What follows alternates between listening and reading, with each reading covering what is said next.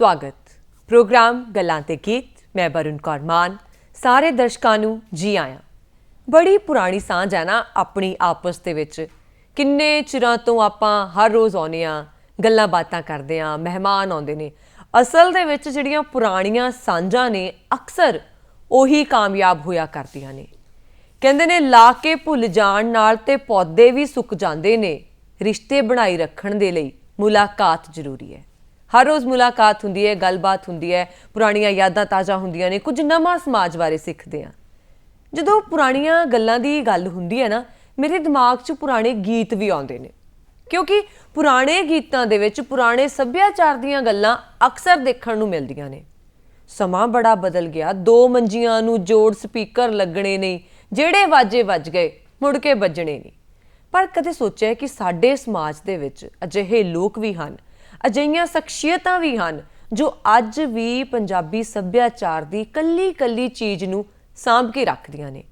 ਬੜੇ ਸਾਨੂੰ ਮਿਊਜ਼ੀਅਮ ਮਿਲ ਜਾਣਗੇ, ਬੜੀਆਂ ਸਾਨੂੰ ਚੀਜ਼ਾਂ ਮਿਲ ਜਾਣਗੀਆਂ ਜਿੱਥੇ ਪੰਜਾਬੀ ਕਲਚਰ ਦੇ ਨਾਲ ਜੁੜੀਆਂ ਹੋਈਆਂ ਚੀਜ਼ਾਂ ਤੁਹਾਨੂੰ ਉੱਥੇ ਕੰਧਾਂ ਤੇ ਟੰਗੀਆਂ ਮਿਲਣਗੀਆਂ। ਪਰ ਕਦੇ ਕਿਸੇ ਦਾ ਅਜਿਹਾ ਘਰ ਹੋਵੇ ਜਿੱਥੇ ਉਸਨੇ ਸਾਰੇ ਪੁਰਾਣੇ ਗੀਤਾਂ ਨੂੰ ਸਾਂਭਿਆ ਹੋਵੇ, ਬੜੇ ਪੁਰਾਣੇ ਅੱਖਰ ਸਾਂਭੇ ਹੋਣ। ਵਧੀਆ ਲੱਗਦਾ ਨਾ ਸੁਣ ਕੇ, ਗੱਲਬਾਤ ਕਰਕੇ ਵੀ ਹੋਰ ਵਧੀਆ ਲੱਗਣਾ ਹੈ, ਕਿਉਂਕਿ ਅੱਜ ਦੇ ਸਾਡੇ ਮਹਿਮਾਨ ਨੇ ਜਿਹੜੇ ਉਹਨਾਂ ਨੇ ਪੁਰਾਣੇ ਗੀਤਾਂ ਦੀ ਸਾਂਭ ਸੰਭਾਲ ਕੀਤੀ ਹੈ, ਉਹਨਾਂ ਨੂੰ ਨਵੀਂ ਜਨਰੇਸ਼ਨ ਤੱਕ ਪਹੁੰਚਾਇਆ। ਮੈਂ ਗੱਲ ਕਰ ਰਹੀ ਹਾਂ ਅਸ਼ੋਕ ਬੰਸਲ ਹੁਣਾਂ ਦੀ। बहुत बहुत धन्यवाद जी, बड़ा शुक्रिया दूरदर्शन की पूरी टीम का। तुसी काफ़ी लंबी चौड़ी भूमिका पहला गीतों बारे बनी है और मेरे बारे बनी है। बहुत बहुत धन्यवाद जी तुहाडा जी आए आखदे आ, क्योंकि देखो ਜਦੋਂ भी गल्लां ते गीत प्रोग्राम का समा हो जाता है, साडे दर्शक बैठ जाते हैं टीवी सैट के अगे। उन्होंने यही हुंदा है कि अज दे मेहमान के पिटारे चों की कुछ निकलेगा। और असीं सुभागां वाले हाँ कि साडे कोल हर रोज़ इन्ने वधिया मेहमान आउंदे ने कि साडे दर्शकों के नाल राबता कायम हुंदा है, गलबात शुरू हुंदी है। शुरुआत हरेक चीज़ की जरूरी आ जी। तुहाडे कोल किन्ने क खजाने पे आ, किहड़े गायकां तो लैके की सांभी बैठे हो? एक बारी अपने मूहों साडे दर्शकों नूं पहिलां जरूर दसो। ਤੁਹਾਡਾ सवाल ही बड़ा अच्छा है। एक्चुअली जिथों तक मैं सोचदा ਜਿਹੜੇ ना दर्शक इंतजार करते है ਉਹਨਾਂ ਸ਼ਖਸੀਅਤਾਂ ਦਾ ਸ਼ਾਇਦ ਘੱਟ ਕਰਦੇ ਹੋਣ, ਪਰ ਉਹਨਾਂ ਗੀਤਾਂ ਕਰਕੇ ਬੜਾ ਇੰਤਜ਼ਾਰ ਰਹਿੰਦਾ ਲੋਕਾਂ ਨੂੰ, ਕਿਉਂਕਿ ਗੀਤ ਮਨੁੱਖੀ ਮਨ ਦੀ ਉਹ ਵੇਦਨਾ ਹੈ ਜਿਹੜੀ ਹਰ ਕੋਮਲ ਦਿਲ ਨੂੰ ਟੁੰਬ ਕੇ ਲੰਘਦੀ ਹੈ। ਇਹ ਮੁੱਢ ਕਦੀਮੋਂ ਹੀ ਤੁਰਦਾ ਹੈ ਜੀ। ਸਾਹਿਤ ਦੀ ਬੜੀ ਕੋਮਲ ਵਿਧ ਹੈਗੀ। ਬਿਲਕੁਲ। ਤੇ ਤੁਸੀਂ ਕਦੋਂ ਸ਼ੁਰੂਆਤ ਕੀਤੀ? ਮੇਰਾ ਤਾਂ ਜੀ ਦੇਖੋ ਜਿਹੜਾ ਸਾਡਾ ਮਾਨਸਾ ਜਿੱਥੋਂ ਦਾ ਮੈਂ ਜੰਮ ਪਲਾ, ਮੈਂ ਅੱਜ ਵੀ ਉੱਥੇ ਹੀ ਰਹਿਣਾ। ਛੋਟਾ ਜਿਹਾ ਕਸਬਾ ਸੀ, ਮੰਡੀ ਸੀ, ਅੱਜ ਉਹ ਜ਼ਿਲ੍ਹਾ ਬਣ ਗਿਆ। सोर्स ऑफ इंटरटेनमेंट साडे वेले बहुते नहीं सी। कोई सिनेमा सी, होर कोई किसी किस्म का मोबाइल इंटरनेट नथिंग कुछ नहीं हुंदा सी। वो एक स्पीकर हुंदा सीगा जिहड़ा वो भी बहुत थोड़े लोगों कोल हुंदा सी। मतलब जे पूरे शहर दे विच कहिए 2-4 बंदियां कोल स्पीकर हुंदा सी। उन्हां ने किसी विआह शादी ते अखंड पाठ दे उत्ते लाउणा ते उन्हां दे विच जिहड़े गीत वजने वो पटारी उन्हां कोले हुंदी, समझ गए, जिहदे विच रिकॉर्ड हुंदे ते उन्हां नूं वेख के झुकाओ उधर। फिर तुहाडा भी दिल कीता कि मैं भी जावां, मैं भी इकट्ठे करां। बस वो गीतां दे बोल कन्नां दे विच पैंदे गए, गीत मैनूं मैं गीतां दा हुंदा गया। तुसीं गीतां दे हुंदे गए, वाह बहुत खूब। अक्सर सुनिया कि जिहड़े गीत ने वो साडे लई हुंदे ने, पर तुसीं गीतां दे हो गए। अपने आप च बड़ी वक्खरी ते वड्डी जी गल है ये। तुहाडे कोल किहड़े गायकां दे गीत पए, किन्ने क पुराने गीत पए आ, किन्नी क साਂਭ संभाल है? क्योंकि गिणती करनी तां बहुत औखी है, अणगिणत गीत आउंदे ने। देखो गल ये है, हर समय गैप पैंदा है। एक वेला सी जदों इनायत कोटिया घुमियार चलदा सी, ठीक है, वो एक भाषा अलग किस्म दी सी। उस तो बाद जदों अमर सिंह शौंकी होरे आए तां वो अल्फाज साडे समझ आउण लग पे, ठीक है। आजा भाभी झूठ लै पींग हुलारे लैंदी, मिर्जा आखे साहिबा आवाज़ां मारदी, वो साडे ज़हन दे विच आउण लग पई। जिन्हां दी मैनूं समझ आउंदी सी, जिहड़े मेरे कंनी पैंदे सी, मैनूं चंगे लगदे सी, उदों तुसीं तुर पो। अमर सिंह शौंकी जी आ गए, लाल चंद यमला जट जी आ गए, चांदी राम जी आ गए, निर्मल सिंह निर्मल आ गए। इदां दे जिहड़े आर्टिस्ट है वो ऑलमोस्ट मैं सारे संभाले हुए है। वाह बहुत खूब, बहुत खूब। ਇਹ ਇਕੱਲੇ ਆਰਟਿਸਟਾਂ ਦੇ ਗਾਣੇ ਹੀ ਸੰਭਾਲੇ ਹੈ ਜੇ ਔਖੇ ਅੱਖਰ ਵੀ ਸੰਭਾਲ ਰੱਖੇ ਹੈ ਤੁਸੀਂ? ਕਿਉਂਕਿ ਜਿਹੜੇ ਪੰਜਾਬੀ ਸੱਭਿਆਚਾਰ ਦੇ ਨਾਲ ਜੁੜੇ ਹੋਏ ਅੱਖਰ ਕਈ ਅਲੋਪ ਹੋ ਗਏ। ਜਦੋਂ ਅਸੀਂ ਪੁਰਾਣੇ ਗਾਣਿਆਂ ਨੂੰ ਸੁਣਦੇ ਆ ਨਾ, ਉਦੋਂ ਉਹਨਾਂ ਦੇ ਵਿੱਚ ਕਈ ਅੱਖਰ ਇਦਾਂ ਦੇ ਆ ਜਾਂਦੇ ਆ ਤੇ ਹੁਣ ਦੀ ਜਨਰੇਸ਼ਨ ਨੂੰ ਗੂਗਲ ਕਰਨਾ ਪੈਂਦਾ। कोई शक नहीं कि ਇਹਦਾ ਕੀ ਮਤਲਬ ਹੋਇਆ, ਆ ਕੀ ਪਾਤਾ ਗਾਣੇ ਦੇ ਵਿੱਚ ਗਾਇਕ ਨੇ। ਇਹਦੇ ਬਾਰੇ ਕੀ ਕਹੋ? बरन जी ਜਿਹੜੇ ਗੀਤ ਹੁੰਦੇ ਆ ਉਹ ਹਵਾ ਵਿੱਚ ਲਿਖਿਆ ਹੋਇਆ ਇਤਿਹਾਸ ਹੁੰਦੇ ਆ ਮਨੁੱਖ ਦਾ।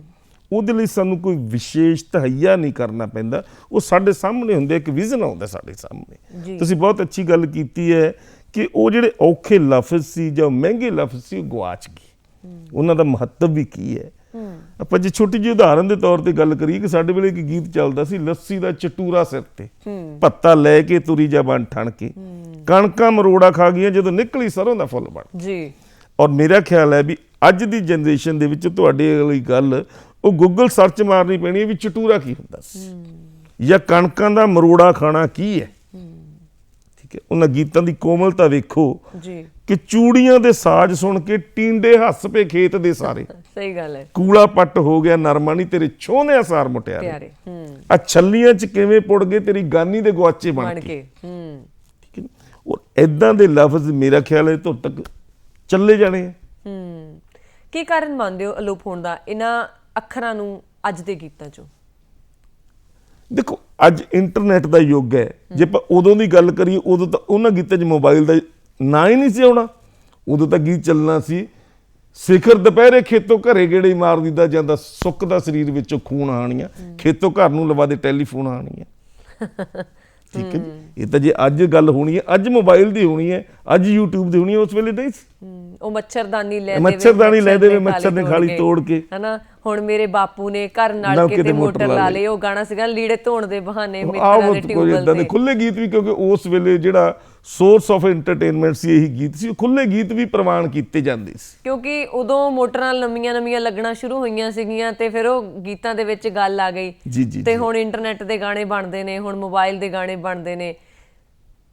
ਅੰਤਰ ਕੀ ਸਮਾਈ ਬੈਠੇ ਆ ਪੁਰਾਣੇ ਗੀਤ ਆਪਣੇ ਅੰਦਰ ਤੇ ਨਵੇਂ ਗੀਤ, ਦੋਨਾਂ 'ਚ ਕੀ ਫਰਕ ਕੀ ਹੈ ਦੋਨਾਂ 'ਚ? ਬਹੁਤ ਵੱਡੀ ਗੱਲ ਹੈ। ਅਕਸਰ ਕਹਿ ਦਿੰਦੇ ਆ ਕਿ ਨਹੀਂ ਪੁਰਾਣੇ ਏਦਾਂ ਨਵੇਂ ਏਦਾਂ, ਇੱਕ ਡੂੰਘਾ ਫਰਕ ਕੀ ਹੈ? ਬਹੁਤ ਵੱਡਾ ਫਰਕ ਹੈ ਜੀ, ਔਰ ਸਵਾਲ ਵੀ ਬੜਾ ਵਾਜਬ ਹੈ। ਬਹੁਤਾਤ ਜਦੋਂ ਹੁੰਦੀ ਹੈ ਨਾ ਕਿਸੇ ਗੱਲ ਦੀ, ਉਹਦੇ ਨਾਲ ਜਿਹੜਾ ਮਿਆਰ ਹੈ ਉਹ ਘਟਦਾ ਹੈ। ਜਿਸ ਵੇਲੇ ਕੋਈ ਵੀ ਮਨੁੱਖੀ ਆਵਾਜ਼ ਕਿਸੇ ਖਾਸ ਮਾਧਿਅਮ ਦੇ ਵਿੱਚ ਬੰਦ ਹੋਣੀ ਸ਼ੁਰੂ ਹੋਈ, ਉਸ ਵੇਲੇ ਇੱਕੋ ਹੀ ਯੁੱਗ ਸੀ, ਤਵਿਆਂ ਦਾ ਯੁੱਗ ਜਿਹਨੂੰ ਕਹਿੰਦੇ ਸੀ। ਔਰ ਤਵੇ ਬਣਾਉਣ ਵਾਲੀਆਂ ਕੰਪਨੀਆਂ ਵੀ ਬੜੀਆਂ ਥੋੜ੍ਹੀਆਂ ਹੀ ਸੀ, ਥੋੜ੍ਹੀਆਂ ਨਹੀਂ ਇੱਕ ਅੱਧੀ ਸੀ, ਉਹ ਵੀ ਵਰਲਡ ਵਾਈਡ ਸੀ, ਉਹਨਾਂ ਦੀਆਂ ਬ੍ਰਾਂਚਾਂ ਸੀ ਵੱਖ-ਵੱਖ ਦੇਸ਼ਾਂ ਦੇ ਵਿੱਚ ਜੀ। ਉਹ ਜਦੋਂ ਕਿਸੇ ਦਾ ਗੀਤ ਰਿਕਾਰਡ ਕਰਨਾ ਹੁੰਦਾ, ਉਸ ਵੇਲੇ ਇੱਕ ਰਿਕਾਰਡ ਦੇ ਉੱਤੇ ਸਿਰਫ 2 ਗੀਤ ਹੁੰਦੇ ਸੀ, ਇੱਕ ਉਧਰ ਤੇ ਇੱਕ ਉਧਰ, 78 ਦੀ ਸਪੀਡ ਨਾਲ ਚੱਲਦਾ ਸੀ ਜੀ। ਅੱਜ ਕੋਈ ਬੰਦਾ ਗੀਤ ਰਿਕਾਰਡ ਕਰਵਾ ਗਿਆ, ਪਹਿਲੀ ਗੱਲ ਤਾਂ ਜਿਹੜੀ ਰਿਕਾਰਡਿੰਗ ਹੋਣੀ ਹੈ ਉਹ ਇੱਕ ਮਿਆਰ ਦੇ ਮੁਤਾਬਕ ਹੋਣੀ ਹੈ। ਉਸ ਆਰਟਿਸਟ ਨੂੰ ਗਾਉਣਾ ਆਉਂਦਾ, ਗਾਇਕੀ 'ਚ ਕਿੱਦਾਂ ਦਾ, ਉਹਦੇ ਕੋਲੇ ਮੈਟਰ ਕੀ ਹੈ ਜੀ। ਪਹਿਲਾਂ ਤਾਂ ਉਹਦਾ ਮਿਆਰ ਦੇਖਿਆ ਗਿਆ ਜੀ। ਉਸ ਤੋਂ ਬਾਅਦ ਅੱਜ ਉਹਦਾ 1-2 ਗੀਤ ਰਿਕਾਰਡ ਹੋ ਗਏ, ਜਦੋਂ ਅਗਲੇ 2 ਗੀਤ ਹੋਣੇ ਤਾਂ ਕਮ ਸੇ ਕਮ ਸਾਲ ਜਾਂ 1.5 ਸਾਲ ਦਾ ਵਕਫਾ ਲੱਗਣਾ ਜੀ। ਠੀਕ ਹੈ, ਪਹਿਲੀ ਗੱਲ ਉਹਨੇ ਉਹ 1.5 ਸਾਲ ਉਹ ਗੀਤਾਂ ਦੀ ਤਿਆਰੀ ਕਰਨੀ ਹੈ, ਉਹਨਾਂ ਨੂੰ ਕੰਠ ਕਰਨਾ ਉਹਨਾਂ ਗੀਤਾਂ ਨੂੰ। ਉਹਦੀ ਜਿਹੜੀ ਅੱਜ ਅਸੀਂ ਵੀਡੀਓ ਬਣਾਉਣੇ ਆ, ਉਹ ਜਿਹੜੀ ਵੀਡੀਓ ਬਣਾਉਣੀ ਸੀ ਉਹਨਾਂ ਨੇ ਆਪਣੇ ਗੱਲ ਨਾਲ ਬਣਾਉਣੀ ਸੀ ਜੀ। ਉਸ ਵੇਲੇ ਸਿੰਗਲ ਟੇਕ ਹੁੰਦੀ ਸੀ, ਇਹ ਨਹੀਂ ਸੀ ਵਾਰੀ-ਵਾਰੀ ਉਹਨੂੰ ਐਡਿਟ ਕਰ ਲਓ, ਮਿਊਜ਼ਿਕ ਅੱਡ ਕਰ ਲਓ, ਰਿਦਮ ਅੱਡ ਕਰ ਲਓ, ਵੋਕਲ ਅੱਡ ਕਰ ਲਓ। ਜੋ 2 ਜਾਂ 4 ਮਿਊਜ਼ੀਸ਼ੀਅਨ ਬੈਠ ਕੇ ਸਿੰਗਰ ਆ ਗਿਆ, ਜਦੋਂ ਖਤਮ ਹੋ ਗਿਆ ਉਦੋਂ ਹੀ ਗੱਲ ਹੋਣੀ ਸੀ। ਅੱਜ ਉਹਦੇ 'ਚ ਐਡੀਟਿੰਗ ਹੋ ਕੇ ਵੱਖ-ਵੱਖ ਥਾਵਾਂ ਦੇ ਉੱਤੇ ਪੈਂਚਰ ਲੱਗ ਜਾਂਦੇ ਆ, ਉਹ ਸਵਾਦ ਨਹੀਂ ਉਹਦਾ, ਉਹ ਗੱਲ ਨਹੀਂ ਬਣਦੀ। ਉਸ ਵੇਲੇ ਪੂਰਾ ਦਾ ਪੂਰਾ ਕੰਪਲੀਟ ਗੀਤ ਗਾਇਆ ਜਾਂਦਾ ਸੀ ਔਰ ਉਹ ਕੰਠ ਕੀਤਾ ਹੋਇਆ ਹੁੰਦਾ ਸੀ, ਤਿਆਰੀ ਕੀਤੀ ਹੋਈ। ਬਿਲਕੁਲ। ਤੇ ਹੁਣ ਤਾਂ ਆਟੋ ਟਿਊਨ ਦੇ ਉੱਤੇ ਆਟੋ ਟਿਊਨ ਹੋ ਜਾਂਦਾ ਜੀ, ਐਡਿਟ ਹੋ ਜਾਂਦਾ ਉਹਦੇ 'ਚ, ਐਡਿਟ ਹੋ ਜਾਂਦਾ। ਬਿਲਕੁਲ। ਅੱਜ ਇੱਕ ਲਾਈਨ ਬੋਲੀ ਗਈ, ਕੱਲ ਨੂੰ ਅੱਜ ਮੂਡ ਨਹੀਂ ਹੈ, ਗਲਾ ਨਹੀਂ ਚੱਲ ਰਿਹਾ, ਕੱਲ ਨੂੰ ਦੂਜੀ ਲਾਈਨ ਉੱਤੇ ਡੱਬ ਹੋ ਜਾਵੇ। ਇਹ ਵੀ ਚੀਜ਼ ਸੁਣਨ ਚ ਆਉਂਦੀ ਹੈ ਨਾ ਕਿ ਅੱਗੇ ਜੇ ਮਾੜੀ ਜੀ ਗਲਤੀ ਹੋ ਜਾਣੀ, ਸਾਰੀ ਰਿਕਾਰਡਿੰਗ ਸ਼ੁਰੂ ਤੋਂ ਲੈ ਕੇ ਅਖੀਰ ਤੱਕ ਹੋਣੀ। ਬਿਲਕੁਲ ਜੀ, ਬਿਲਕੁਲ। ਆਪਣੇ ਦਰਸ਼ਕਾਂ ਨੂੰ ਦੱਸ ਦਿੰਦੇ ਹਾਂ ਕਿ ਸਾਡਾ ਅੱਜ ਦਾ ਵਿਸ਼ਾ ਚੱਲ ਰਿਹਾ ਹੈ ਪੰਜਾਬੀ ਗੀਤਾਂ ਦੀ ਸਾਂਭ ਸੰਭਾਲ ਤੇ ਉਹਨਾਂ ਦਾ ਮਹੱਤਵ। ਅਸ਼ੋਕ ਬੰਸਲ ਹੋਣੀ ਸਾਡੇ ਨਾਲ ਬਣੇ ਹੋਏ ਨੇ, ਗੱਲਬਾਤ ਚੱਲ ਰਹੀ ਹੈ। ਪੁਰਾਣੇ ਗੀਤ ਜਿਹੜੇ ਨੇ ਅਕਸਰ ਹਰੇਕ ਬੰਦੇ ਨੂੰ ਹੀ ਪੁੱਛ ਲਓ, ਕੋਈ ਭਾਵੇਂ 100 ਚੋਂ 1 ਹੋਊਗਾ ਜਿਹੜਾ ਇਹ ਗੱਲ ਨਹੀਂ ਮੰਨੂਗਾ ਜਾਂ ਜਿਹਨੂੰ ਨਹੀਂ ਲੱਗਦਾ ਹੋਊਗਾ, ਕਿਉਂਕਿ ਜੀਭ ਦਾ ਸਵਾਦ ਹਰ ਕਿਸੇ ਦਾ ਵੱਖਰਾ ਹੋ ਸਕਦਾ ਹੈ, ਕੋਈ ਸ਼ੱਕ ਨਹੀਂ। ਪੁਰਾਣੇ ਗੀਤ ਸੁਣਦੇ ਨੇ ਤੇ ਨਵੇਂ ਗੀਤ ਸੁਣਦੇ ਨੇ। ਹਰੇਕ ਬੰਦਾ ਕਹਿ ਦਿੰਦਾ ਆ ਨਵਾਂ ਗੀਤ ਤਾਂ ਨਾ 2-3 ਹਫ਼ਤੇ ਹੀ ਸੋਹਣਾ ਲੱਗਦਾ, ਪੁਰਾਣੇ ਮੈਨੂੰ ਹਮੇਸ਼ਾ ਹੀ ਸੋਹਣੇ ਲੱਗਦੇ। ਕੋਈ ਸ਼ੱਕ ਨਹੀਂ। ਮੈਨੂੰ ਲੱਗਦਾ ਇਸ ਤੁਹਾਡੇ ਸਵਾਲ ਦਾ ਜਵਾਬ ਅੱਧਾ ਕੁ ਤਾਂ ਮੈਂ ਦੇ ਚੁੱਕਿਆ। ਉਹਨੇ ਜਿਹੜੀ 1 ਸਾਲ 1.5 ਸਾਲ ਦੀ ਤਿਆਰੀ ਸੀ ਉਹਨਾਂ ਦੀ, ਅੱਜ ਗੀਤ ਗਾਏ ਜਾਂਦੇ ਆ, ਉਦੋਂ ਗੀਤਾਂ ਨੂੰ ਲੋਰੀਆਂ ਦਿੱਤੀਆਂ ਜਾਂਦੀਆਂ ਸੀ। ਜਦੋਂ ਨਾ ਮੁਹੰਮਦ ਸਦੀਕ ਹੋਰੇ ਕਹਿੰਦੇ ਆ ਕਿ ਅੜੀਏ ਮਲਕੀਏ ਅਸੀਂ ਤੇਰਾ ਕੀਮਾ ਕੋਰਿਆਂ ਤੇ ਬੈਠਾ ਵੇਖਿਆ ਸੀ। ਹਜ਼ਾਰਾਂ ਨਹੀਂ ਬਲਕਿ ਲੱਖਾਂ ਚੋਂ ਇੱਕ ਸੀ। ਠੀਕ ਹੈ, ਕੋਰੇ ਪਏ ਦਿਖਦੇ ਸੀ ਉਦੋਂ, ਉਹਨਾਂ ਦੀ ਆਵਾਜ਼ ਨਾਲ ਦਿਖਦੇ ਸੀ ਕੋਰੇ। ਅੱਜ ਉਹ ਸਾਰਾ ਕੁਝ ਅਲੋਪ ਹੋ ਚੁੱਕਿਆ। ਸੁਰਿੰਦਰ ਕੌਰ ਕਹਿੰਦੀ ਨੇ ਵੀ ਇਹਨਾਂ ਅੱਖੀਆਂ ਚ ਪਾਵਾਂ ਕਿਵੇਂ ਕਜਲਾ, ਜਾਂ ਜਦੋਂ ਆਪਾਂ ਸੁਣਦੇ ਵੀ ਮਹਿਰਮ ਦਿਲਾਂ ਦੇ ਮਾਹੀ ਮੋੜੇਗਾ ਕਦ ਮੁਹਾਰਾਂ, ਤਾਂ ਅਸੀਂ ਉਹਦੇ ਵਿੱਚ ਖੁੱਭ ਜਾਂਦੇ ਹਾਂ। ਸ਼ਾਇਦ ਅੱਜ ਉਨੀ ਫੀਲਿੰਗ ਨਹੀਂ ਦਿੱਤੀ ਜਾ ਰਹੀ। ਤੁਹਾਨੂੰ ਲੱਗਦਾ ਕਿ ਹੁਣ ਬਿਜ਼ਨਸ ਹੋ ਗਿਆ, ਜ਼ਿਆਦਾ ਬਿਜ਼ਨਸ ਹੋ ਗਿਆ? ਹਾਂ, ਪਹਿਲਾਂ ਗਾਇਕੀ ਨੂੰ ਪੂਜਿਆ ਜਾਂਦਾ ਸੀ। ਬਹੁਤਾਤ ਹੋ ਗਈ, ਬਹੁਤਾਤ ਹੋ ਗਈ ਹੈ, ਲੋਕਾਂ ਕੋਲੇ ਆਪਸ਼ਨਸ ਬਹੁਤ ਹੋ ਗਈਆਂ। ਪਹਿਲਾਂ ਜਿਸ ਬੰਦੇ ਦੇ ਕੋਲੇ ਇਹ ਹੁੰਦਾ ਵੀ ਮੈਂ ਕੰਮ ਕਰਨਾ ਤਾਂ ਉਹਨੂੰ ਉਹਦੇ ਲਈ ਮਿਹਨਤ ਕਰਨੀ ਹੀ ਪੈਣੀ ਸੀ ਤਦ। ਬਿਲਕੁਲ ਸਹੀ ਗੱਲ ਹੈ, ਮਿਹਨਤ ਕਰਨੀ, ਕੰਮ ਕਰਨਾ, ਮੁਸ਼ੱਕਤ ਕਰਨੀ, ਫਿਰ ਜਾ ਕੇ ਕਿਸੇ ਨਤੀਜੇ ਤੇ ਪਹੁੰਚਣਾ। ਤੇ ਕਿੰਨੇ ਸਾਲ, 1.5 ਸਾਲ ਬਾਅਦ ਤੁਹਾਡਾ ਇੱਕ ਗਾਣਾ ਆਉਣਾ। ਹੁਣ ਅਗਲੇ ਦਿਨ 2-2 ਗਾਣੇ, 3-3 ਗਾਣੇ ਇਕੱਠੇ ਟਰੈਕ ਨਿਕਲਦੇ ਨੇ, ਸਾਰਾ ਕੁਝ। ਤੁਸੀਂ ਕਿੰਨੇ ਗੀਤਾਂ ਦੇ ਵਿੱਚ ਸਮਾਏ ਹੋਏ ਹੋ, ਬੜੇ ਗੀਤ ਤੁਸੀਂ ਸਾਂਭ ਕੇ ਰੱਖਦੇ ਹੋ। ਬਹੁਤ ਸਾਰੇ ਲੋਕਾਂ ਨੂੰ ਲੱਗਦਾ ਹੈ ਕਿ ਲੋਕ ਗੀਤ ਜਿਹੜੇ ਨੇ ਤੇ ਗੀਤ ਜਿਹੜੇ ਨੇ ਇੱਕੋ ਜਿਹੇ ਹੀ ਹੁੰਦੇ ਨੇ। ਕਈ ਜਾਣੇ ਇਹਦੇ 'ਚ ਵਖਰੇਵਾਂ ਸਮਝਦੇ ਨੇ। ਬਹੁਤ ਸਾਰੇ ਲੋਕਾਂ ਨੂੰ ਪਤਾ ਹੈ ਕਿ ਲੋਕ ਗੀਤਾਂ ਦਾ ਮਹੱਤਵ ਬਹੁਤ ਜ਼ਿਆਦਾ ਹੁੰਦਾ ਹੈ, ਪਰ ਬੜੇ ਘੱਟ ਲੋਕਾਂ ਨੂੰ ਪਤਾ ਹੈ ਕਿ ਪੁਰਾਣੇ ਪੰਜਾਬੀ ਗੀਤਾਂ ਦਾ ਮਹੱਤਵ ਵੀ ਲੋਕ ਗੀਤਾਂ ਜਿੰਨਾ ਹੀ ਹੁੰਦਾ। ਇਹ ਸਵਾਲ ਤੁਸੀਂ ਮੈਨੂੰ ਬੜੀ ਪਹਿਲਾਂ ਕਰ ਲਿਆ, ਕਿਉਂਕਿ ਇਸ ਸਵਾਲ ਦਾ ਜਿਹੜਾ ਜਵਾਬ ਹੈ ਮੈਂ ਸਾਲ ਕੁ ਭਰ ਤੱਕ ਲੋਕਾਂ ਨੂੰ ਦੇਣ ਹੀ ਲੱਗਿਆ ਸੀ। ਮੇਰੀ ਸੋਚ ਮੁਤਾਬਕ ਮੇਰੀ ਕਿਤਾਬ ਪਈ ਹੈ ਦਾ ਖਰੜਾ ਤਿਆਰ ਹੈ, ਮੈਂ ਇਸੇ ਟੌਪਿਕ ਦੇ ਉੱਤੇ ਲਿਖੀ ਹੋਈ ਹੈ। ਬਹੁਤੇ ਗੀਤ ਕੀ ਹੈ, ਜਿਹੜੇ ਪੁਰਾਣੇ ਰਾਈਟਰ ਸੀ ਉਹ ਗੀਤਾਂ ਦੇ ਵਿੱਚ ਆਪਣਾ ਨਾਂ ਪਾਉਣ ਦੀ ਕੋਈ ਜ਼ਰੂਰਤ ਨਹੀਂ ਸੀ ਸਮਝਦੇ। ਅੱਛਾ ਜੀ, ਠੀਕ ਹੈ। ਤੁਸੀਂ ਕੋਈ ਵੀ ਗੀਤ ਚੁੱਕ ਲਓ, ਕਾਲਾ ਡੋਰੀਆ ਕੁੰਡੇ ਨਾਲ ਅੜਿਆ ਜੋ, ਨੱਚ ਲੈਂਦੇ ਨੀ ਮੈਨੂੰ ਦਿਓ, ਹਾਂਜੀ, ਅੰਦਰ ਜਾਵਾਂ ਬਾਹਰ ਜਾਵਾਂ, ਲਾਲ ਚੂੜਾ ਛਣਕਦਾ, ਇੱਧਰ ਕਣਕਾਂ ਉੱਧਰ ਕਣਕਾਂ, ਵਿੱਚ ਕਣਕਾਂ ਦੇ ਬੂਰ ਪਿਆ, ਮੁਟਿਆਰੇ ਜਾਣਾ ਦੂਰ ਪਿਆ। ਇਹਨਾਂ ਗੀਤਾਂ ਦੇ ਵਿੱਚ ਨਾਂ ਨਹੀਂ ਪਾਇਆ ਹੋਇਆ। ਤਾਂ ਜਿਹੜੀ ਅੱਜ ਦੀ ਜਨਰੇਸ਼ਨ ਹੈ ਉਹਨਾਂ ਗੀਤਾਂ ਨੂੰ ਲੋਕ ਗੀਤ ਸਮਝ ਰਹੀ ਹੈ। ਹਾਂ, ਲੋਕ ਗੀਤਾਂ ਤੇ ਗੀਤਾਂ ਵਿਚਲਾ ਡਿਫਰੈਂਸ ਕਿੱਥੇ ਆਉਂਦਾ? ਪੁਰਾਣੇ ਜਿਹੜੇ ਸਾਡੀਆਂ ਬੋਲੀਆਂ ਸੀ, ਲੋਕ ਬੋਲੀਆਂ ਸੀ, ਉਹਨਾਂ ਗੀਤਾਂ ਨੂੰ ਜਦੋਂ ਕੰਪਲੀਟ ਕੀਤਾ ਗਿਆ ਉਹ ਗੀਤ ਬਣ ਗਏ। ਜੀ ਬਿਲਕੁਲ। ਤੁਸੀਂ ਇੱਕ ਗੱਲ ਕੀਤੀ ਹੈ ਪਿਛਲੇ ਸਵਾਲ ਦੇ ਜਵਾਬ 'ਚ, ਤੁਸੀਂ ਉਹ ਗੱਲ ਕਹੀ ਸੀ ਕਿ ਅੱਗੇ ਗੀਤ ਜਿਹੜੇ ਸੀ ਉਹਨਾਂ ਨੂੰ ਲੋਰੀਆਂ ਦਿੱਤੀਆਂ ਜਾਂਦੀਆਂ ਸੀ, ਜੀ ਹੁਣ ਗੀਤ ਗਾਏ ਜਾਂਦੇ ਆ। ਬਿਲਕੁਲ ਠੀਕ। ਕੀ ਵਖਰੇਵਾਂ ਆ ਗੀਤ ਨੂੰ ਲੋਰੀ ਦੇਣੀ ਤੇ ਗੀਤ ਗਾਉਣਾ? ਕਿਉਂਕਿ ਆਮ ਬੰਦੇ ਲਈ ਤਾਂ ਵੀ ਗਾਉਣ ਵਾਲਾ ਗਾ ਰਿਹਾ ਆ, ਅਸੀਂ ਸੁਣ ਰਹੇ ਆ, ਸਾਨੂੰ ਵਧੀਆ ਲੱਗ ਰਿਹਾ। ਮੇਰਾ ਖਿਆਲ ਹੈ ਇਹ ਵੀ ਉਹੀ ਗੱਲ ਆ ਗਈ ਜਿਹੜੀ ਤੁਸੀਂ ਕਹਿ ਰਹੇ ਹੋ ਨਾ, ਵੀ ਜਿਹੜੇ ਪੁਰਾਣੇ ਗੀਤ ਹੈ ਉਹ ਅਸੀਂ ਵੀ ਕਹਿੰਦੇ ਆ, ਸਾਡੇ ਪੇਰੈਂਟਸ ਵੀ ਕਹਿੰਦੇ ਆ, ਅੱਜ ਦੀ ਜਨਰੇਸ਼ਨ ਵੀ ਕਹਿੰਦੇ ਵੀ ਬਹੁਤ ਅੱਛੇ ਹੁੰਦੇ ਸੀ, ਉਹ ਬਹੁਤ ਵਧੀਆ ਹੁੰਦੇ ਸੀ। ਅੱਜ ਵਾਲੇ ਉਹਨਾਂ ਸਮਾਂ ਨਹੀਂ ਕੱਟਦੇ, ਉਹ 2 ਮਹੀਨਿਆਂ ਬਾਅਦ, 4 ਮਹੀਨਿਆਂ ਬਾਅਦ, 6 ਮਹੀਨਿਆਂ ਬਾਅਦ ਯਾਦ ਨਹੀਂ ਰਹਿੰਦੀ, ਬਸ ਉਹ ਲੋਰੀਆਂ ਦਿੱਤੀਆਂ ਹੋਈਆਂ ਤੇ ਲੋਰੀਆਂ ਨਹੀਂ ਦਿੱਤੀਆਂ। ਗੱਲ ਏਦਾਂ ਹੀ ਜਿੱਦਾਂ ਮਾਂ ਆਪਣੇ ਬੱਚੇ ਨੂੰ ਲੋਰੀ ਦਿੰਦੀ ਹੈ, ਪਿਆਰ ਨਾਲ, ਰੂਹ ਨਾਲ ਦਿੰਦੀ ਹੈ, ਫਿਰ ਉਹ ਸੌਂ ਜਾਂਦਾ ਹੈ, ਫਿਰ ਉਹਦੀ ਅੱਖ ਨਹੀਂ ਖੁੱਲਦੀ, ਹੈ ਨਾ। ਤੇ ਜਦੋਂ ਪਿਆਰ ਤੇ ਰੂਹ ਨਾਲ ਕਿਸੇ ਚੀਜ਼ ਨੂੰ ਗਾਇਆ ਜਾਵੇ, ਸੁਣਾਇਆ ਜਾਵੇ ਦਰਸ਼ਕਾਂ ਨੂੰ, ਉਹਨੂੰ ਲੋਰੀ ਮੰਨਦੇ ਹੋ। ਏਦਾਂ ਦੀ ਵੀ ਗੱਲ ਨਹੀਂ ਵੀ ਅੱਜ ਉਹ ਗਾਉਣ ਵਾਲੇ ਖਤਮ ਹੋ ਗਏ, ਅੱਜ ਵੀ ਹੋ ਰਿਹਾ, ਅੱਜ ਵੀ ਚਿਰਜੀਵੀ ਗੀਤ ਬਣ ਰਹੇ ਹੈ, ਪਰ ਮਿਆਰ ਘਟ ਗਿਆ, ਮਿਕਦਾਰ ਘਟ ਗਈ।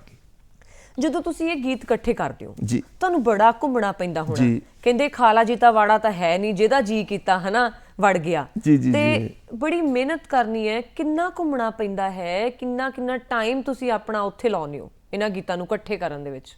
ਦੇਖੋ ਇਹ ਸ਼ੌਕ ਹੈ, ਪੈਸ਼ਨ ਹੈ, ਪ੍ਰੋਫੈਸ਼ਨ ਤਾਂ ਹੈ ਨਹੀਂ। ਠੀਕ ਹੈ, ਜੇ ਕੋਈ ਮੈਨੂੰ ਲੱਗਦਾ ਵੀ ਆਹ ਗੀਤ ਹੈ, ਆਹ ਫਲਾਣੇ ਆਰਟਿਸਟ ਦਾ ਗੀਤ ਹੈ, ਅਮਰ ਸਿੰਘ ਸ਼ੌਂਕੀ ਦਾ ਗੀਤ ਹੈ ਜਾਂ ਯਮਲਾ ਜੀ ਦਾ ਗੀਤ ਹੈ, ਮੇਰੇ ਗੀਤ ਤਾਂ ਕਿਤੇ ਮੈਂ ਸੁਣਿਆ ਹੋਇਆ, ਮੇਰੇ ਜ਼ਿਹਨ ਦੇ ਵਿੱਚ ਹੈ, ਪਰ ਉਹ ਫਿਜ਼ੀਕਲੀ ਮੇਰੇ ਕੋਲ ਹੈ ਨਹੀਂ।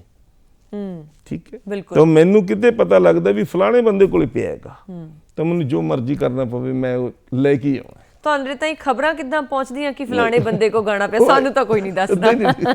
ਤੁਹਾਨੂੰ ਤੁਹਾਡੇ ਕੰਮ ਵਾਲੇ ਦੱਸਦੇ ਆ। ਮਤਲਬ ਹੌਲੀ ਹੌਲੀ ਲਿੰਕ ਬਣ ਜਾਂਦੇ ਫਿਰ ਤੁਹਾਡੇ ਤਾਈਂ ਉਹ ਚੀਜ਼ਾਂ ਪਹੁੰਚੀਆਂ।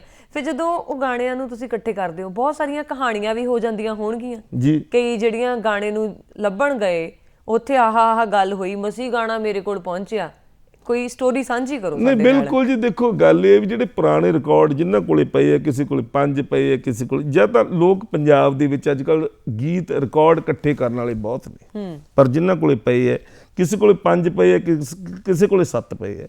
ਉਹ ਜਿਹੜਾ ਪੁਰਾਣਾ ਮਟੀਰੀਅਲ ਹੁੰਦਾ ਸੀ ਉਹ ਪਹਿਲਾਂ ਲਾਖ ਹੁੰਦੀ ਸੀ, ਉਸ ਤੋਂ ਬਾਅਦ ਤਾਂ PVC ਦੇ ਰਿਕਾਰਡ ਬਣਨ ਲੱਗ ਗਏ। ਜਿਹੜੇ ਲਾਖ ਦੇ ਰਿਕਾਰਡ ਸੀ ਉਹ ਸੰਭਾਲਣੇ ਬੜੇ ਔਖੇ ਆ। ਜੀ ਉਹ ਥੱਲੇ ਹੱਥ ਚੋਂ ਡਿੱਗਿਆ ਤੇ ਨਾਲ ਦੀ ਨਾਲ ਟੁੱਟ ਗਿਆ। ਉਹ ਜਦੋਂ ਕਿਸੇ ਬੰਦੇ ਕੋਲੇ ਜਾਈਦਾ ਉਹਨੂੰ ਵੀ ਪਤਾ, ਸਾਨੂੰ ਵੀ ਪਤਾ ਹੈ ਵੀ ਇਹਦੇ ਕੋਲੇ 5-7 ਰਿਕਾਰਡ ਪਏ ਹੈ, ਜੀ ਇਹ ਕਿਤੇ ਨਾ ਕਿਤੇ ਬੱਚਿਆਂ ਨੇ ਤੋੜਨੇ ਹੀ ਹੈ, ਇਹ ਪੀਪੇ 'ਚ ਪਏ। ਪਰ ਜਦੋਂ ਅਸੀਂ ਲੈਣ ਜਾਂਦੇ ਹਾਂ, ਮੰਗਣ ਜਾਂਦੇ ਹਾਂ, ਉਹਦੇ ਪੈਸੇ ਵੀ ਦੇਣ ਨੂੰ ਤਿਆਰ ਹੁੰਦੇ, ਪਰ ਉਹ ਕਹਿੰਦਾ ਸਾਡੇ ਬਜ਼ੁਰਗਾਂ ਦੀ ਨਿਸ਼ਾਨੀ ਹੈ, ਅਸੀਂ ਦੇਣੀ ਨਹੀਂ। ਅੱਛਾ ਜੀ। ਕਾਫੀ ਕੁਛ ਉਹਦੇ ਤੇ ਝੱਲਣਾ ਪੈਂਦਾ ਹੈ। ਪਰ ਮੈਨੂੰ ਪਤਾ ਹੁੰਦਾ ਕਿ ਜੇ ਰਿਕਾਰਡ ਮੇਰੇ ਕੋਲੇ ਆ ਗਏ ਤਾਂ ਪਬਲਿਕ ਤੱਕ ਪਹੁੰਚ ਜਾਣਾ।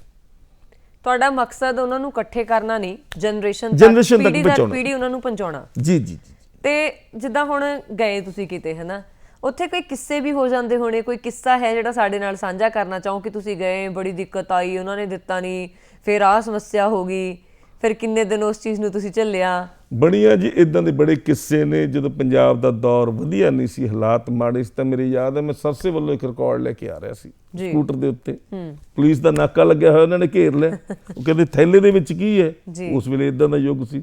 ਉਹ ਥਾਣੇਦਾਰ ਸੀ, ਉਹ ਮੇਰਾ ਜਾਣ ਪਹਿਚਾਣਦਾ ਸੀ। ਉਹ ਕਹਿੰਦਾ ਮਾਨਸਾ ਵਾਲਾ ਸ਼ੌਕ ਹੈ, ਇਹਦੇ ਕੋਲ ਕੀ ਹੋਣਾ, ਰਿਕਾਰਡ ਹੋਣਗੇ, ਤਵੇ ਹੋਣਗੇ।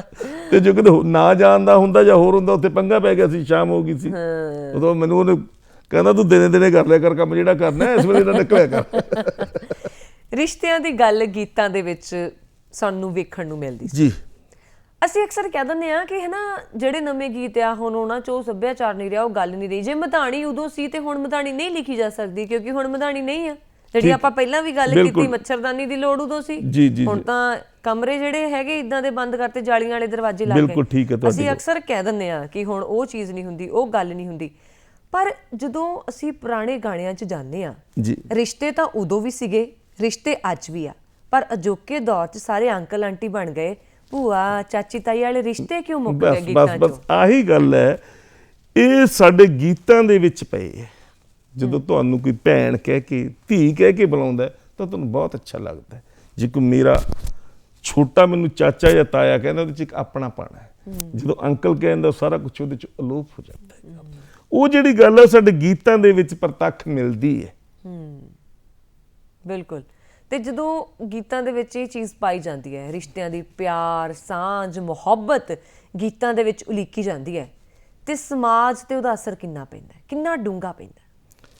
ਉਹ ਜਿਹੜੇ ਰਿਸ਼ਤੇ ਨੇ, ਉਹ ਗੀਤ ਨੇ, ਉਹ ਤਰਜਮਾਨੀ ਕਰਦੇ ਸਮੁੱਚੇ ਸਮਾਜ ਦੀ, ਉਹ ਦਰਸਾਉਂਦੇ ਦੋਨੇ ਦ੍ਰਿਸ਼। ਮੈਂ ਇੱਕ ਐਗਜ਼ਾਮਪਲ ਦਿੰਦਾ ਤੁਹਾਨੂੰ। ਇੱਕ ਗੀਤ ਸੀ, ਦੇਖੋ ਨੰਦ ਭਰਜਾਈ ਦਾ ਰਿਸ਼ਤਾ ਕਿੱਡਾ ਪਵਿੱਤਰ ਹੈ। ਉਹਦੇ ਦੋ ਪੱਖ ਨੇ। ਇੱਕ ਪੱਖ ਹੈ ਚਿੱਟੀਆਂ ਕਪਾਹ ਦੀਆਂ ਫੁੱਟੀਆਂ ਤੇ ਪੱਤ ਸਭ ਹਰੇ ਹਰੇ, ਆਖਣੀ ਨਨਾਨੇ ਤੇਰੇ ਵੀਰ ਨੂੰ ਕਦੇ ਤਾਂ ਭੇੜਾ ਹੱਸਿਆ ਕਰੇ। ਦੂਸਰਾ ਪੱਖ ਹੈ ਨੀ ਨਨਾਨੇ ਬੇਈਮਾਨੇ ਅੱਖਾਂ ਫੇਰ ਗੀਰ ਕਰਨੇ, ਅੱਜ ਤੈਂ ਮੈਨੂੰ ਮਾਰ ਪਵਾਈ ਨਣ। ਬਿਲਕੁਲ। ਇਹ ਇਦਾਂ ਵੀ ਤਾਂ ਲੱਗਦਾ ਹੈ ਕਿ ਜਿਹੜੇ ਪੁਰਾਣੇ ਗੀਤ ਲਿਖੇ ਜਾਂਦੇ ਸੀ, ਜਾਂ ਆਪਣੀਆਂ ਲੋਕ ਬੋਲੀਆਂ ਨੇ, ਜਾਂ ਲੋਕ ਗੀਤਾਂ ਦੀ ਵੀ ਆਪਾਂ ਗੱਲ ਕਰਦੇ ਹਾਂ, ਉਹਦੇ 'ਚ ਰਿਸ਼ਤਿਆਂ ਨੂੰ ਬੜੇ ਪਿਆਰ ਤੇ ਸਹਿਜ ਤਰੀਕੇ ਨਾਲ ਦੱਸ ਦਿੱਤਾ ਜਾਂਦਾ ਸੀ। ਆਪਣੇ ਦਿਲ ਦੀ ਗੱਲ ਵੀ ਕਹਿ ਦੇਣੀ। ਜਿੱਦਾਂ ਹੁਣ ਮੰਨ ਲਓ ਤੀਆਂ ਆ, ਹਨਾ, ਤੀਆਂ ਦੇ ਦੌਰਾਨ ਕੁੜੀਆਂ ਜਿਹੜੀਆਂ ਨੇ, ਮਾਂ ਮੇਰੀ ਨੇ ਚਰਖਾ ਦਿੱਤਾ, ਵਿੱਚ ਕਿੱਕਰ ਦੀਆਂ ਵੇਖਾਂ, ਹਨਾ, ਰੋਂਦੀ ਰੋਂਦੀ ਮੈਂ ਹੱਸ ਪੈਂਦੀ ਜਦ ਚਰਖੇ ਵੱਲ ਵੇਖਾਂ। ਮਾਂ ਦੀ ਵੀ ਗੱਲ ਹੋ ਗਈ, ਬੋਲੀ ਵੀ ਬਣ ਗਈ, ਮਨੋਰੰਜਨ ਵੀ ਹੋ ਗਿਆ। ਬਹੁਤ ਕੁਝ ਸੀ, ਬੜਾ ਕੁਝ ਸਮੋਇਆ ਹੋਇਆ ਸੀ। ਇੱਦਾਂ ਦੀਆਂ ਜੇ ਗੱਲਾਂ ਆਪਾਂ ਅੱਗੇ ਤੋਰੀਏ ਤਾਂ ਮਾਏ ਨਹੀਂ ਮਾਏ ਮੇਰੇ ਦਿਲਾਂ ਦੀ ਮਹਿਰ ਮੇ ਬੁੱਝ ਮੇਰੀ ਮੁੱਠੀ ਵਿੱਚ ਕੀ ਹੈ ਨਾ। ਧੀ ਮਾਂ ਨੂੰ ਕਹਿ ਰਹੀ ਹੈ, ਉਹ ਆਪਣੇ ਮਤਲਬ ਆਪਣੇ ਵਿਆਹ ਦੀ ਤਿਆਰੀ ਉਹਨੂੰ ਸਮਝਾ ਰਹੀ ਹੈ। ਬਿਲਕੁਲ ਸਹੀ ਗੱਲ ਹੈ। ਗੱਲਬਾਤ ਆਪਾਂ ਇੱਦਾਂ ਹੀ ਜਾਰੀ ਰੱਖਾਂਗੇ। ਪ੍ਰੋਗਰਾਮ ਗੱਲਾਂ ਤੇ ਗੀਤ ਹੈ, ਤੇ ਉਮੀਦ ਕਰਦੀ ਹਾਂ ਦਰਸ਼ਕ ਆਨੰਦ ਲੈ ਰਹੇ ਹੋਣਗੇ ਪ੍ਰੋਗਰਾਮ ਦਾ। ਇਸ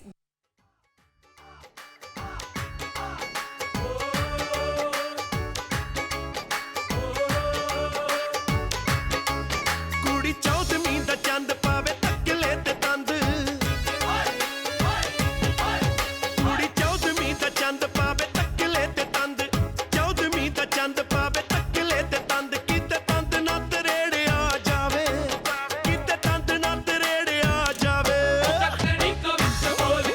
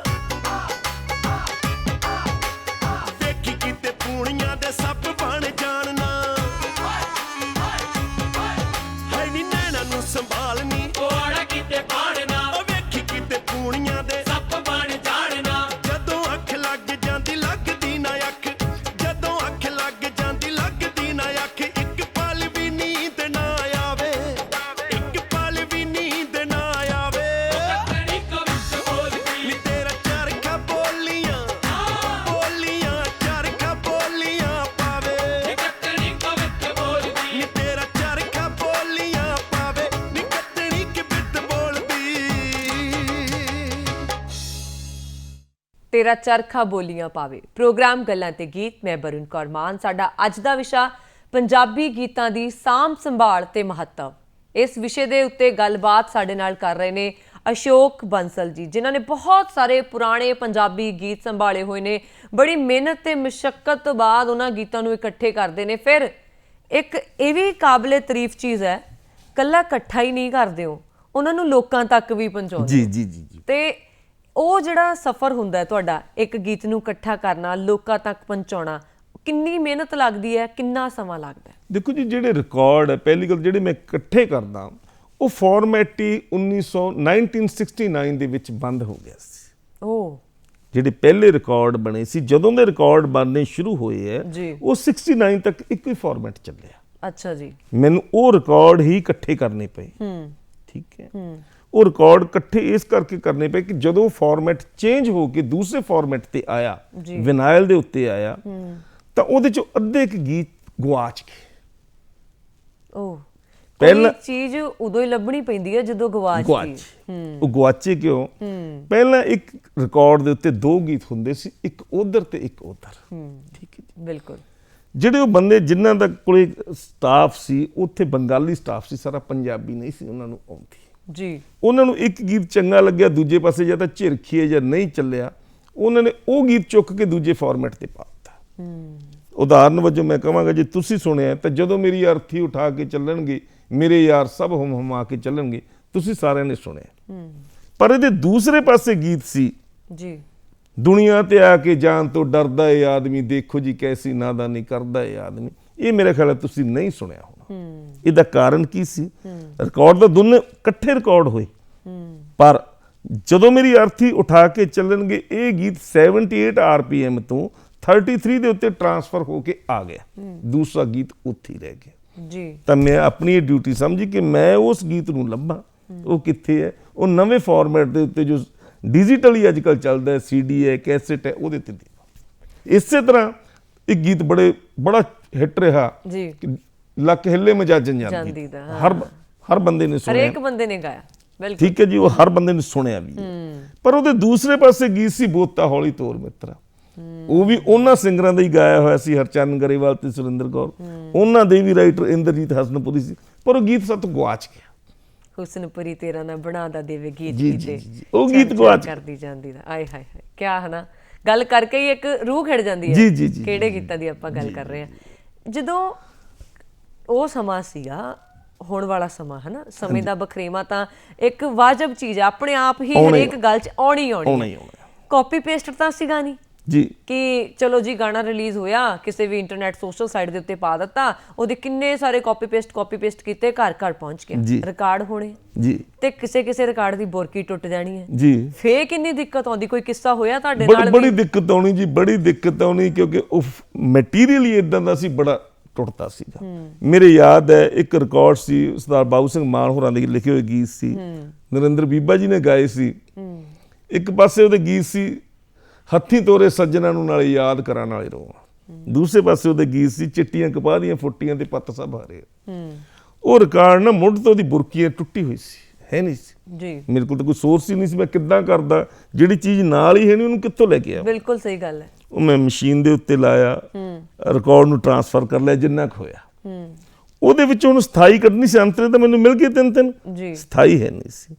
ਤਾਂ ਅੰਤਰਿਆਂ ਦੇ ਵਿੱਚੋਂ ਹੀ ਸਥਾਈ ਕੱਢ ਕੇ ਮੈਂ ਕੰਪਿਊਟਰ ਨਾਲ ਪੇਸਟ ਕਰਕੇ ਅੱਗੇ ਲੈ ਕੇ ਆਇਆ। ਵਾਹ, ਕਿੰਨੀ ਮਿਹਨਤ।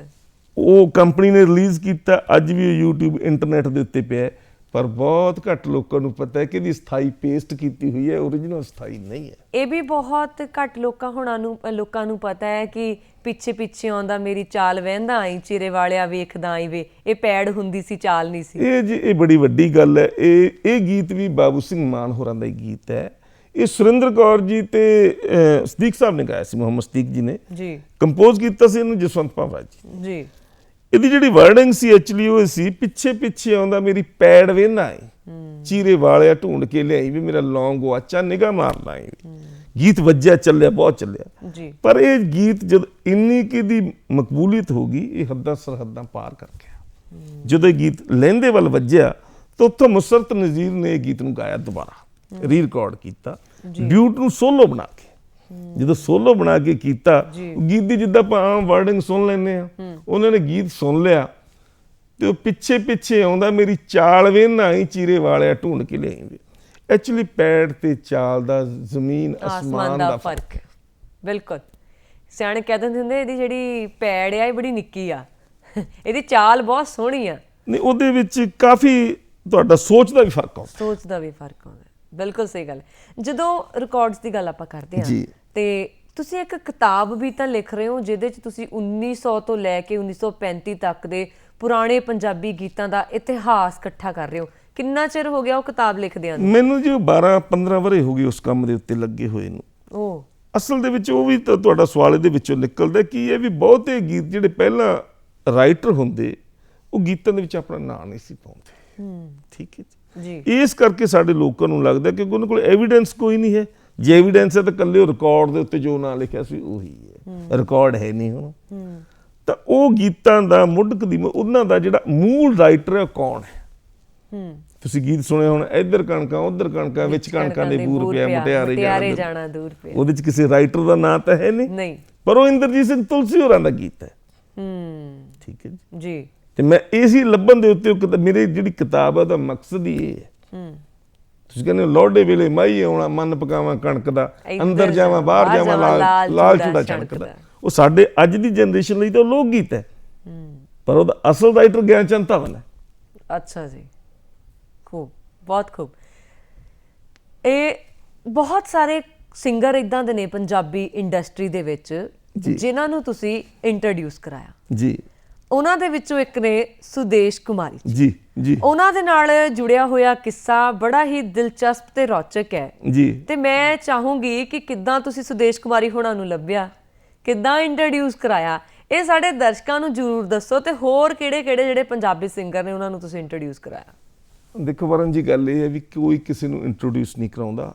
ਹਰ ਬੰਦੇ ਦੇ ਵਿੱਚ ਆਪਣਾ ਇੱਕ ਟੈਲੈਂਟ ਹੁੰਦਾ। ਬਿਲਕੁਲ, ਉਹ ਕਦੇ ਨਾ ਕਦੇ ਅੱਗੇ ਆਉਣਾ ਹੀ ਹੁੰਦਾ, ਕੋਈ ਨਾ ਕੋਈ ਜਰੀਆ ਬਣਦਾ। ਜਿਹੜੀ ਸੁਦੇਸ਼ ਕੁਮਾਰੀ ਜੀ ਵਾਲੀ ਗੱਲ ਹੈ, ਤੁਸੀਂ ਮੈਨੂੰ ਪਹਿਲਾਂ ਵੀ ਕਈ ਵਾਰੀ ਪੁੱਛੀ ਗਈ, ਪਤਾ ਨਹੀਂ ਕਿੱਥੋਂ ਪੈ ਜਾਂਦੀ ਹੈ ਕੰਨੀ।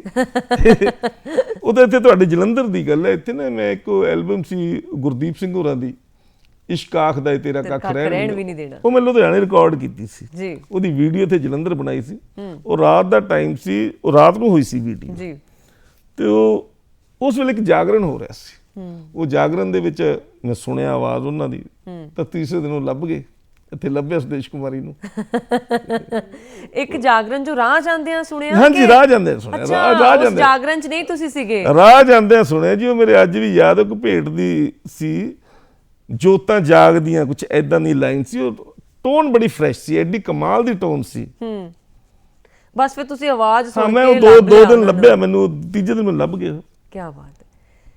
ਜਦੋਂ ਪੰਜਾਬੀ ਗੀਤ ਅਸੀਂ ਸੁਣਦੇ ਹਾਂ, ਕਹਿੰਦੇ ਪੰਜਾਬੀ ਗਾਣੇ ਇਦਾਂ ਦੇ ਗਾਣੇ ਆ, ਕੇਵਲ ਉਹ ਪੰਜਾਬ ਦੇ ਨਹੀਂ, ਹੱਦਾਂ ਸਰਹੱਦਾਂ ਤੋਂ ਪਾਰ ਦੇ ਗਾਣੇ ਆ ਜੀ। ਪੰਜਾਬੀਆਂ ਨੇ ਵਿਸ਼ਵ ਪੱਧਰ ਤੇ ਆਪਣਾ ਨਾਂ ਕਮਾਇਆ ਤੇ ਪੰਜਾਬੀ ਗੀਤ ਤੁਹਾਨੂੰ ਦੁਨੀਆ ਦੇ ਹਰ ਕੋਨੇ 'ਚ ਵੱਜਦਾ ਹੋਇਆ ਮਿਲੇਗਾ, ਕੋਈ ਸ਼ੱਕ ਨਹੀਂ। ਕੋਈ ਵੀ ਫੰਕਸ਼ਨ ਹੋਵੇ, ਪੰਜਾਬੀਆਂ ਦਾ ਢੋਲ ਉੱਥੇ ਵੱਜਣਾ ਹੀ ਵੱਜਣਾ। ਵਿਸ਼ਵ ਪੱਧਰ ਤੇ ਪੰਜਾਬੀ ਗੀਤਾਂ ਦਾ ਰੂਪ ਅਸ਼ੋਕ ਬੰਸਲ ਹੁਣੀ ਕਿੱਦਾਂ ਦੇਖਦੇ ਆ? ਇੱਕ ਵੇਲਾ ਸੀ ਜਦੋਂ ਪੰਜਾਬੀ ਗੀਤ ਉਧਰੋਂ ਰਤੀ ਤੇ ਇਧਰੋਂ ਅੰਬਾਲੇ ਦੀ ਹੱਦ ਤੱਕ ਰਹਿ ਜਾਂਦੇ ਸੀ। ਉਹਦੇ 'ਚ ਉਸ ਵੇਲੇ ਇੱਕ ਨਵਾਂ ਮੋੜ ਆਇਆ ਜਦੋਂ ਚਰਨਜੀਤ ਆਹੂਜਾ ਸਾਹਿਬ ਐਜ਼ ਏ ਮਿਊਜ਼ਿਕ ਡਾਇਰੈਕਟਰ ਉਹਨਾਂ ਨੇ ਕਮਾਨ ਸੰਭਾਲੀ।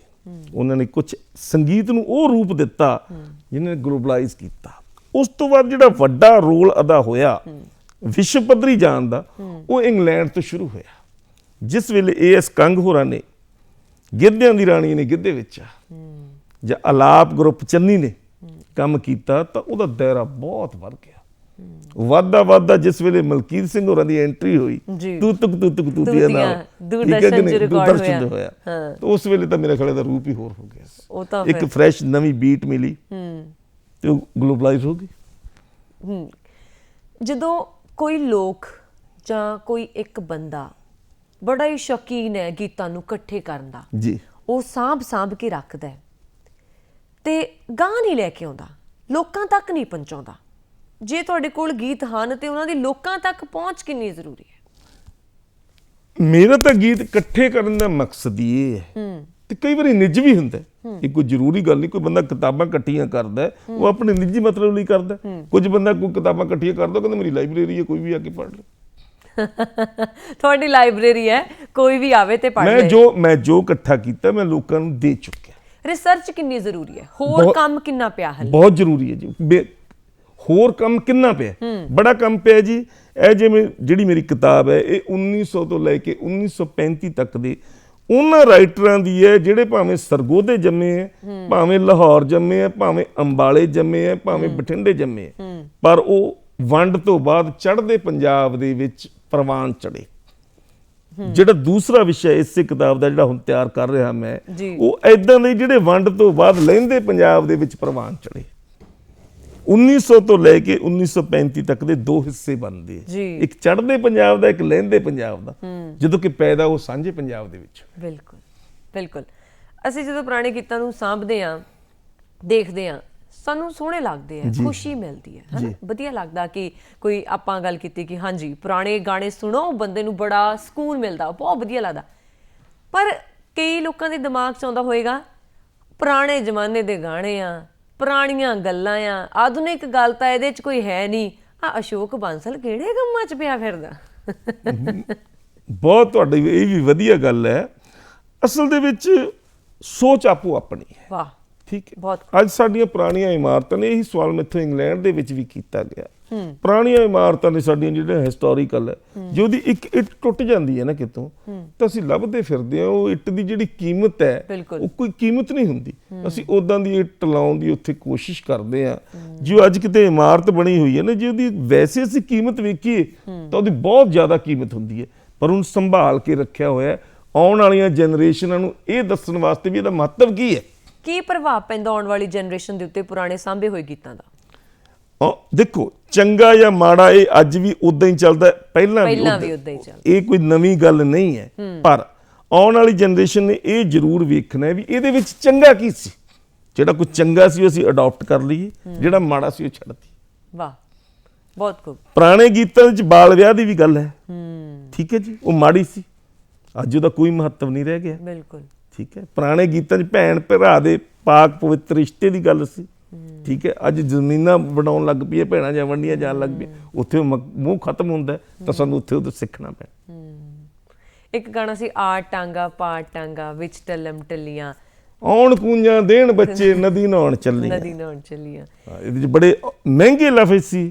ਖੇਤਾਂ ਦਾ ਰਾਜਾ ਝੂਰਦਾ ਡਿੱਠਾ ਹਮੇਸ਼ਾ ਆਪ ਨੂੰ, ਝੋਈਆਂ ਚੋਂ ਝੱਟੇ ਝੱਟ ਕੇ ਬੀਜਾਂਗੇ ਕੀਕੂ ਲਾਭ ਨੂੰ। ਹੁਣ ਝੋਈਆਂ ਚੋਂ ਝੱਟੇ ਝੱਟ ਕੇ, ਦੇਖੋ ਇਹ ਅੱਖਰ ਮੈਨੂੰ ਲੱਗਦਾ ਆ ਕਿੰਨੇ ਜਾਣਿਆਂ ਨੂੰ ਹੁਣ ਗੂਗਲ ਕਰਨਾ ਪੈਣਾ। ਬੜੀ ਇਹਦੇ 'ਚ ਹੋਰ ਬਹੁਤ ਵੱਡੀਆਂ ਗੱਲਾਂ ਸੀ। ਪੰਜ ਧਾਈਆਂ ਕਣਕ ਹੋ ਗਈ ਵਿਰਲੀਆਂ ਸੀ ਬੱਲੀਆਂ। ਹੁਣ ਜਿਹੜਾ ਅੱਜ ਧਾਈਆਂ, ਅੱਜ ਅਸੀਂ ਬੋਲੀਆਂ ਦੇ ਵਿੱਚ ਵੀ ਧਾਈਆਂ ਧਾਈਆਂ ਧਾਈਆਂ, ਮੇਰੇ ਖਿਆਲ ਹੈ ਮੀਨਿੰਗ ਨਹੀਂ ਪਤਾ। ਕੀ ਧਾਈਆਂ ਦਾ ਤੁਸੀਂ ਅਰਥ ਦੱਸ ਸਕਦੇ ਹੋ? ਹਾਂ ਜੀ। ਪਹਿਲਾਂ ਜਦੋਂ ਕਣਕ ਫੁੱਟਦੀ ਹੈ ਨਾ, ਉਹਦੀ ਜਿਹੜੀਆਂ ਬ੍ਰਾਂਚਿਸ ਹੁੰਦੀਆਂ ਉਹ 20 ਤੋਂ 25 ਔਸਤਨ ਦੀਆਂ ਸ਼ਾਖਾਵਾਂ ਹੁੰਦੀਆਂ।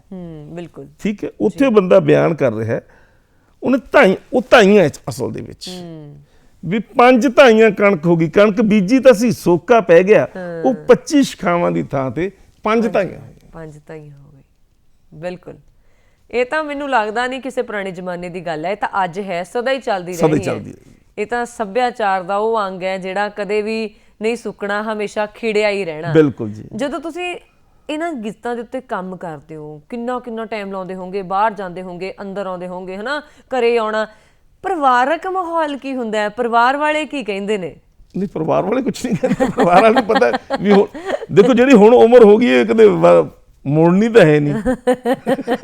ਕਿਉਂਕਿ ਇੱਕ ਤਾਂ ਹੁੰਦਾ ਹੈ ਸ਼ੌਕ, ਇੱਕ ਹੁੰਦਾ ਹੈ ਕਿਸੇ ਚੀਜ਼ ਲਈ ਮਸਤ ਹੋ ਜਾਣਾ, ਤੇ ਮੈਨੂੰ ਤਾਂ ਮਸਤੀ ਨਜ਼ਰ ਆ ਰਹੀ ਹੈ। ਸ਼ੌਕ, ਮਸਤੀ ਤੇ ਜਨੂਨ ਦੇ ਵਿੱਚ ਫਰਕ ਹੈ। ਐਕਚੁਅਲੀ ਮੈਂ ਜਨੂਨੀ ਹੋ ਚੁੱਕਿਆ। ਵਾਹ ਜੀ ਵਾਹ। ਇਹ ਦੁਨੀਆ ਦੇ ਵਿੱਚ ਕੋਈ ਵੀ ਇਨਸਾਨ ਐਸਾ ਨਹੀਂ ਜਿਹੜਾ ਸੰਪੂਰਨ ਹੋਵੇ।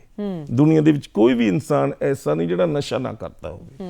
ਕਿਸੇ ਨੂੰ ਪੈਸੇ ਦਾ ਨਸ਼ਾ ਹੈ, ਕਿਸੇ ਨੂੰ ਸਿਆਸਤ ਦਾ ਨਸ਼ਾ ਹੈ, ਕਿਸੇ ਨੂੰ ਵੱਡੇਪਨ ਦਾ ਨਸ਼ਾ ਹੈ, ਔਰ ਮੈਨੂੰ ਇਹ ਗੀਤਾਂ ਦਾ ਨਸ਼ਾ ਬਸ। ਤੇ ਕੁਝ ਗਾਇਕਾਂ ਦੇ ਨਾਲ ਵੀ ਮੁਲਾਕਾਤ ਹੁੰਦੀ ਹੋਏਗੀ ਤੁਹਾਡੀ, ਕੁਝ ਲੇਖਕਾਂ ਦੇ ਨਾਲ ਵੀ ਹੁੰਦੀ ਹੋਏਗੀ। ਕਿਤੇ ਏਦਾਂ ਹੁੰਦਾ ਹੈ ਕਿ ਜਿਹੜੇ ਅਜੋਕੇ ਗਾਇਕ ਨੇ ਉਹ ਵੀ ਕਹਿੰਦੇ ਹੋਣਗੇ ਕਿ ਅਸ਼ੋਕ ਬੰਸਲ ਜੀ ਸਾਡੇ ਗੀਤ ਤੇ ਵੀ ਕੰਮ ਜ਼ਰੂਰ ਕਰੋ? ਨਹੀਂ, ਦੇਖੋ ਜਿਹੜੇ ਅੱਜ ਦੇ ਗਾਇਕ ਨੇ ਉਹ ਮੈਨੂੰ ਨਹੀਂ ਜਾਣਦੇ।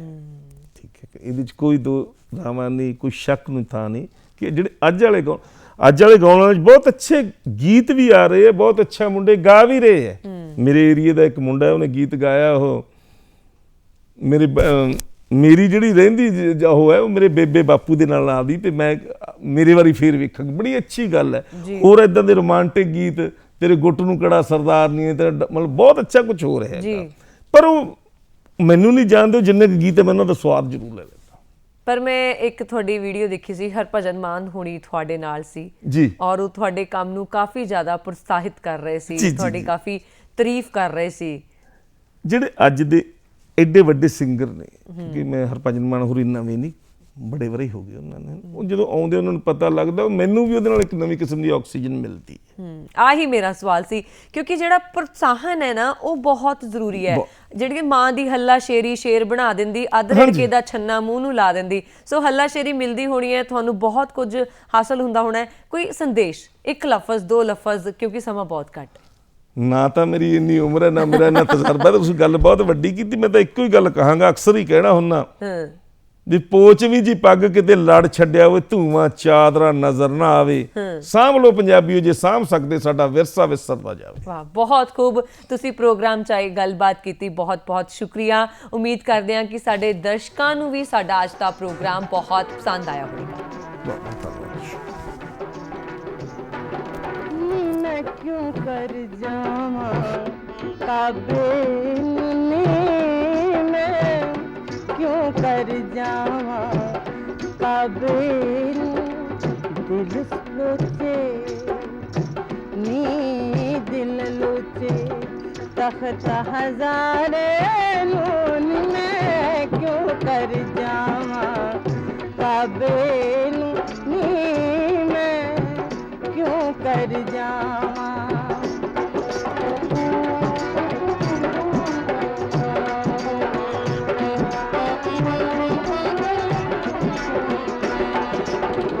मैं क्यों कर जावा,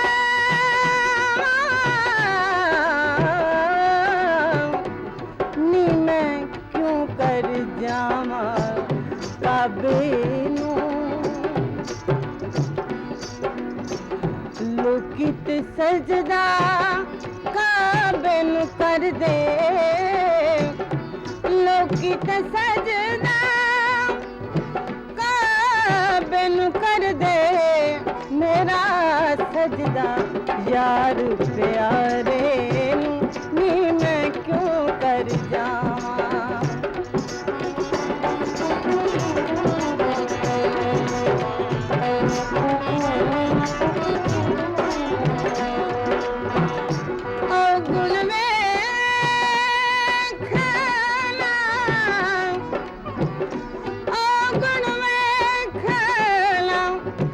फुल मियां राजा वे तू याद करी तारे नी मैं क्यों कर जावा।